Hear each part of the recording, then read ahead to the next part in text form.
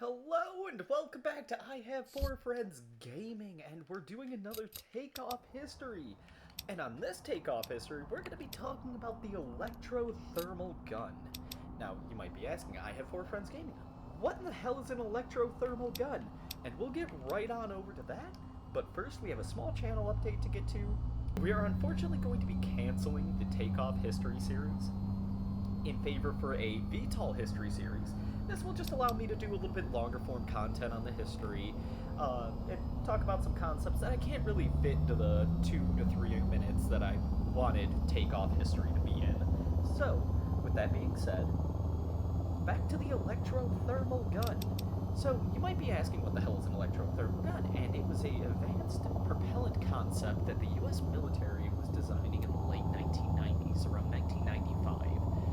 So, the Electrothermal gun used a method of propulsion that was a little bit novel in comparison to a standard conventional breech gun. And what it used was, instead of using gunpowder, it used working fluids. Now, these working fluids could be anything from water to hydrogen peroxide to lithium borohydrate to titanium hydride. So they used a few different chemicals for these working fluids. But these working fluids would then be electrified, it would turn into a plasma that would then expand, and the expansion rate could be controlled by the amount of electrical input, meaning you could get consistent breech pressures the entire way down the barrel. Now, this gave them a little bit of a leg up when it came to conventional cannons in the form of velocity boosts in the projectiles. For example, in the test cannon, they used JA2 propellant for their chemical propellant, and it pushed a projectile up to 1945 meters per second.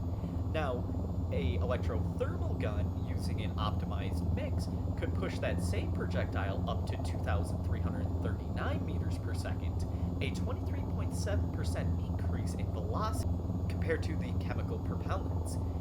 Now, one of the downsides to this, and one of the main reasons they didn't continue to produce the Electrothermal gun, and you don't see them on, main battle tanks to this day, and battleships and other ships, was the thermal management.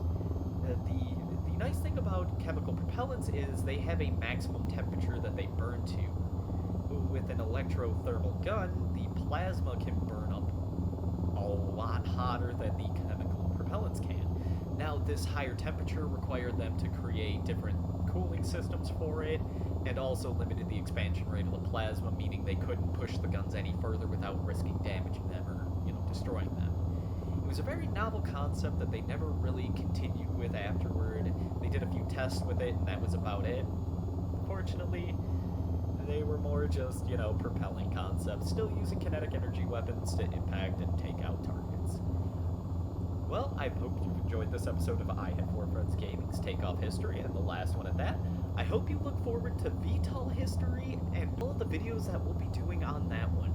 Thank you so much for watching. As a personal favor to me, if you could please check to make sure that you are subscribed. I've noticed I've had a lot of people either unsubscribe or YouTube's doing its normal thing where it just randomly unsubscribes people, makes me sad. Thanks so much for watching. I hope you have a wonderful day.